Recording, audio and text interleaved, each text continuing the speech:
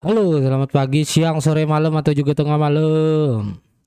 Kembali lagi di Archimed, di mana pada video kali ini gua akan membagikan cara membuat laporan progres mingguan. Karena kemarin sore ada anak magang yang nanya, "Bang, gimana sih caranya bikin ini nih progres nih?" Gampang, di sini gue jelasin nih, gue bikinin videonya ini buat dia sih. Jadi, laporan progres mingguan adalah laporan untuk menyampaikan kemajuan pekerjaan setiap minggunya ya. Dimana laporan ini dibuat seminggu sekali. Ya udah, namanya juga laporan mingguan. Dalam laporan progres mingguan itu terdapat judul,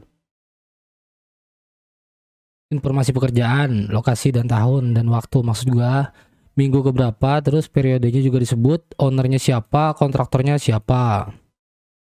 Nah, progres itu diambil dari item pekerjaan yang ada di dalam BQ kontrak.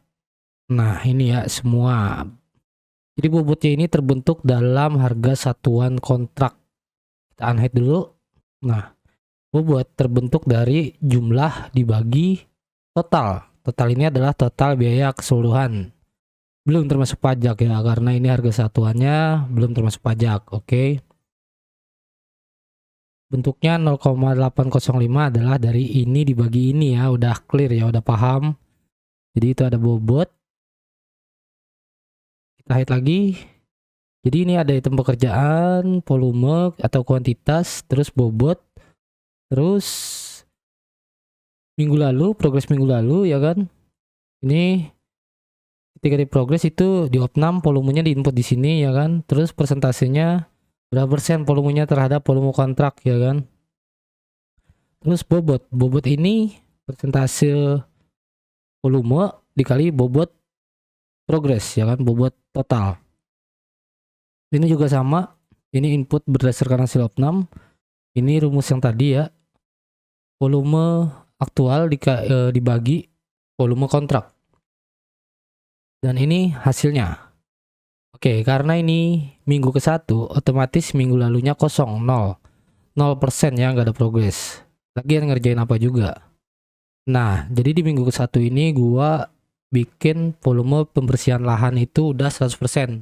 Kita anggap selesai. Jadi direksi kit juga udah selesai, progresnya 100%. Substruktur juga ada beberapa pekerjaan yang masih on progress. Jadi hasil keseluruhan adalah 4,941. Jangan lupa dalam dokumen ini dicantumkan tanda tangan kontraktor dan pemberi tugas atau owner. Mungkin dicantumkan juga konsultan pengawas jika ada. Kadang juga nggak ada konsultan pengawasnya ya. Lanjut ke rekap. Rekap ini hanya menunjukkan judul pekerjaan. Misalkan pekerjaan persiapan tuh total bobotnya berapa. Jadi ini ngeling ya sama sama rincian. Nah, ini pekerjaan persiapan sama dengan rincian I9 ya kan. Ini I9. Jadi dia cuman sama dengan doang rumusnya. Minggu lalu sama ya, sama dengan doang. Ini sama dengan juga. Ini adalah jumlah ini ditambah ini. Oke, udah paham, udah jelas. Ini secara makro sama. Bedanya secara detail, cuman menunjukkan judul pekerjaan saja. Oke, tanda tangan juga jangan lupa dicantumkan. Nah, dalam rekap ini ditunjukkan juga progres rencana berapa.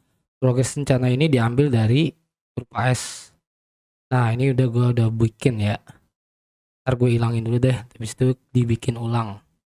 Nah, ini progres rencana itu di kurva AS menunjukkan 0,8% ya. Terus ya karena realisasinya 4,94, otomatis di sini terjadi deviasi plus ya, yang artinya lebih cepat sebanyak 4,141%. Oke, dari sini udah paham. Kita lanjut, karena ini menurut gua cukup mudah, jadi nggak perlu banyak yang dijelaskan ya. Kita lanjut ke berupa realisasi pelaksanaan mingguan. Jadi dalam kurva ini menunjukkan fluktuasi atau chart ya, di mana kurva S rencana itu dasar untuk membuat laporan ini, ya kan. Jadi setelah kurva S rencana kita insert kolom tambahan ya. Kalau kurva S rencana kan cuman ada 2 ini ya. Nah, kita insert lagi di sini realisasi sama deviasi. Cara bikinnya gimana? Kurva realisasi ini gua hapus dulu. Nah, gimana cara bikinnya? Yang paling penting adalah gimana sih bikin chartnya ini biar titiknya ini pas dengan garis kolom. Biasanya ada yang bikin titiknya ini ada yang nggak kena, ada yang kena gitu. Ada beberapa yang kena, tapi yang lainnya nggak kena. Kenapa sih? Karena dia yang diblok hanya dari kolom minggu saja. Nah, jadi yang diblok cuman ini. Kalau yang diblok cuman ini, biar gimana pun di scale, disesuaikan, dia nggak akan pas sama titiknya. Maksud gua titiknya nggak akan pas sama garis. Jadi itulah pentingnya sebuah ketiadaan dalam rumus ya, yang maksud gua 0. Ini kosong karena gua fontnya gua warnain putih, jadi nggak kelihatan. Tapi di sini muncul nih 0%. Oke, paham? Nah, di sini dimasukkan nih kan minggu ke-1 nih. Nah, ini adalah hasil dari input progres minggu ke-1. Oke, paham ya? Deviasinya muncul juga. Ini biar kita kurva realisasinya agak panjang, biar kelihatan lebih bagus juga. Jadi gua input kira-kira ya. Nah, ini harusnya berdasarkan realisasi minggu kedua, ketiga, keempat, dan seterusnya. Oke. Sekarang kita buat aja langsung chart progres realisasi. Caranya gampang, ini kita blok dulu. Nah, kan cuma sampai minggu ke-12 ya. Kita insert line yang ini. Dah. Ini kan warnanya juga biru. Karena ini kurva realisasi, sebaiknya dibedakan sama kurva rencana ya, biar kelihatan pembedanya, biar kelihatan beda lah. Mana nih kurva rencana gitu kan, mana kurva realisasi. Yang lainnya kita hapus dulu. Yang kita munculkan kurvanya saja. Untuk apa melihat yang lain ya kan. No fill, no outline. Gak usah pakai fill, gak usah pakai outline. Oke. Nah, oke. Ini warna biru kita ganti dulu warnanya hijau. Format selection. Kita klik garis ya kan. Line color kita ganti dulu warnanya jadi hijau. Udah. Marker line color kita ganti juga jadi hijau. Marker line style, oke. Close. Kenapa masih biru dalamnya? Ntar kita ganti lagi. Set. Nah. Marker fill, solid fill. Nah, ini dia hijaunya nih. Tek. Udah hijau, oke. Sekarang tinggal kita scale, kita sesuaikan sama kolomnya. Ini dulu titik nolnya, oke. Tarik ke sampai ke minggu 12. Nah, lepas karena ini plus otomatis garis yang paling ujung ini di atasnya rencana, tarik lagi ke atas, tek. Nah, ya kan? Ini dia plus 1,42. Lihat juga minusnya di sini minus. Oke, turun 1, ini 0,3. Ini 1,6.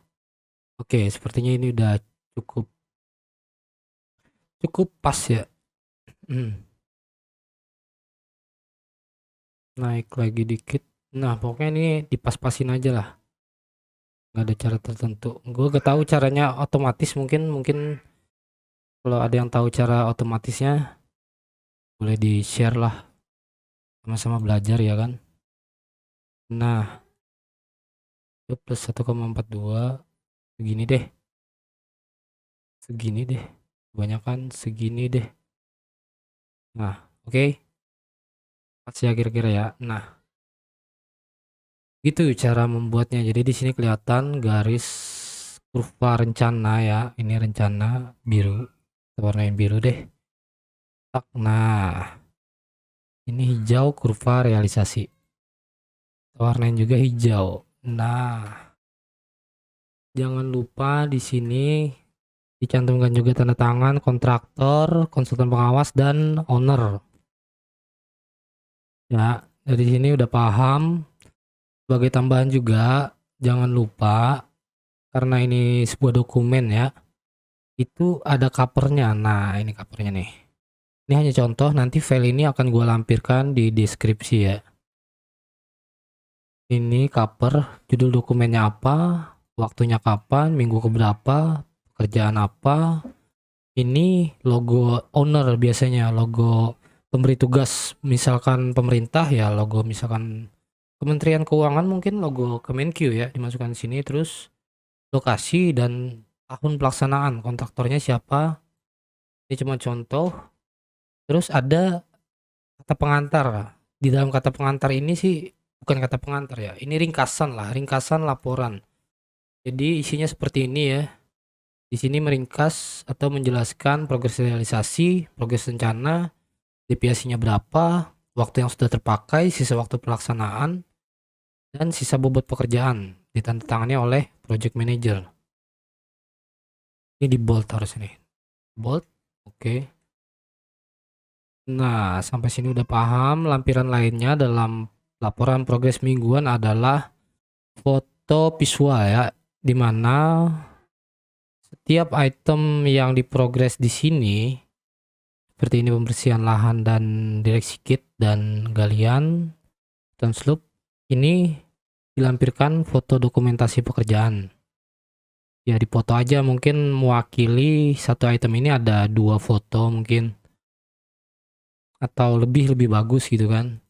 Dilampirkan juga hasil pengukuran bersama biar lebih meyakinkan owner nih kalau progres ini real.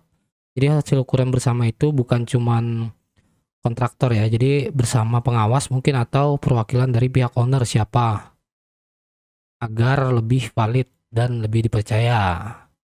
Nah, sekian dari Archimed. Terima kasih sudah menonton. Semoga video ini bermanfaat dan memberikan dan menambah wawasan kalian. Sampai jumpa.